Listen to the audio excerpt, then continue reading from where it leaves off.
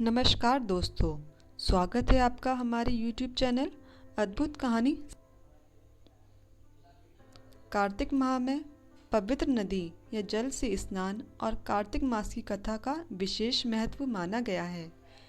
इस पूरे माह में कार्तिक स्नान और भगवान की आराधना की जाती है और कार्तिक मास की कथा सुनी जाती है। इससे सांसारिक पापों का नाश होता है और भगवान श्री हरि विष्णु की कृपा प्राप्त होती है। कार्तिक स्नान और कार्तिक मास की कथा की पुराणों में बड़ी महिमा बताई गई है। तो आइए जानते हैं कार्तिक मास की कथा या कार्तिक मास की कहानी।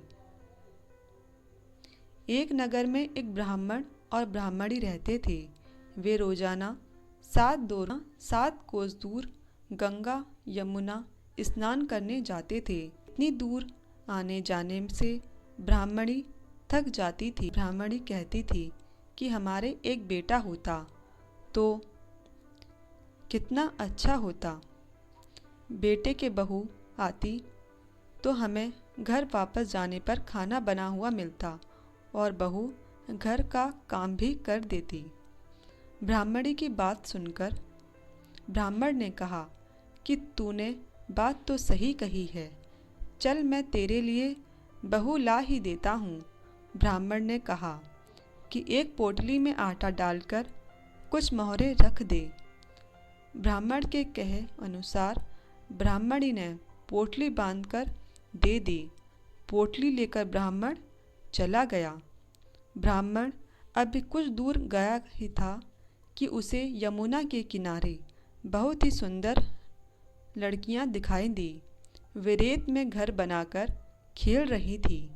उनमें से एक लड़की ने कहा कि मैं अपना घर नहीं बिगाड़ूंगी, मुझे तो रहने के लिए ये घर चाहिए। लड़की की बात सुनकर ब्राह्मण मन ही मन सोचने लगा कि बहू बनाने के लिए यह लड़की सही रहेगी। जब वह लड़की जाने लगी तो ब्राह्मण भी उसके पीछे पीछे उसके घर तक चला गया। वहाँ जाकर ब्राह्मण ने कहा, बेटी, अभी कार्तिक मास चल रहा है, इसलिए मैं किसी के घर खाना नहीं खाता। मैं आटा लेकर आया हूँ, तुम अपनी माँ से हो वह 4 रोटी बना देगी। यदि वह मेरा आटा छानकर रोटी बनाएगी तो ही मैं रोटी खाऊंगा। लड़की ने जाकर अपनी माँ से सारी बात कह दी। माँ ने कहा, ठीक है, जाकर बाबा से कह दे कि वह अपना आटा दे दे, मैं रोटी बना दूंगी। जब वह आटा छानने लगी तो आटे में से मोहरें निकली। वह सोचने लगी कि जिसके आटे में इतनी मोहरें हैं उसके घर में कितनी मोहरें होंगी। जब ब्राह्मण खाना खाने बैठा तो लड़की की माँ ने कहा, बाबा, आप अपने लड़के की सगाई करने जा रहे हो? तब ब्राह्मण ने कहा कि मेरा बेटा तो काशी में पढ़ने गया है, लेकिन यदि तुम कहो तो खांड कटोरे से विवाह करके तेरी बेटी को अपने साथ ले जाऊं। लड़की की माँ ने कहा, ठीक है बाबा, और खांड कटोरे से शादी करके ब्राह्मण के साथ भेज दिया। ब्राह्मण ने घर आकर कहा, रामू की माँ, दरवाज़ा खोलकर देख, मैं तेरे लिए बहू लेकर आया हूँ। ब्राह्मणी बोली, दुनिया ताने मारती थी, अब आप भी मारने लगे। हमारे तो 7 जन्म तक कोई बेटा बेटी नहीं है, तो बहू कहाँ से आएगी? ब्राह्मण ने कहा कि तू दरवाज़ा खोलकर तो देख। जब ब्राह्मणी ने दरवाज़ा खोला तो सामने बहू को खड़ी देखा। उसने बहू का स्वागत किया और आदर सत्कार से अंदर ले गई। अब ब्राह्मण और ब्राह्मणी स्नान करने जाते तो बहू घर का काम करके और खाना बनाकर रखती। वह उनके कपड़े धोती और रात को पैर भी दबाती। इस तरह काफ़ी समय बीत गया।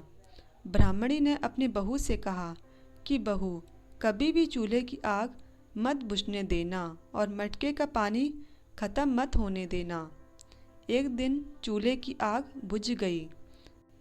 तब बहू भागी भागी अपनी पड़ोसन के पास गई और कहा कि मेरे चूल्हे की आग बुझ गई है, मुझे थोड़ी आग चाहिए। मेरे सास ससुर सुबह 4 बजे से गए हुए हैं, वे थके हारे आएंगे, इसलिए मुझे उनके लिए खाना बनाना है। तब पड़ोसन ने कहा कि तू तो बावली है, तुझे यह दोनों मिलकर पागल बना रहे हैं, इनके कोई बेटा नहीं है। बहू ने कहा, नहीं, ऐसा मत बोलो, इनका बेटा तो बनारस काशी में पढ़ने गया हुआ है। तब पड़ोसन ने कहा, यह तुझे झूठ बोलकर लाए हैं, इनके कोई बेटा नहीं है। अब बहू पड़ोसन की बातों में आ गई और कहने लगी कि अब आप ही बताओ मैं क्या करूं। पड़ोसन ने कहा कि करना क्या है, जब तुम्हारे सास ससुर आए तो जली फूकी रोटियां बनाकर देना और बिना नमक की दाल बनाकर देना। खीर की कड़छी दाल में और दाल की कड़छी खीर में डाल देना। वह पड़ोसन की सारी सीख लेकर घर आ गई।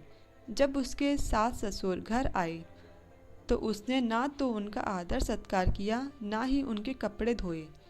जब उसने सास ससुर को खाना दिया तो सास बोली, बहू आज यह रोटियां जली फूकी क्यों हैं और दाल भी अलूनी है। तब बहू ने पलट कर जवाब दिया कि एक दिन ऐसा खाना खा लोगे तो कुछ बिगड़ नहीं जाएगा तुम्हारा।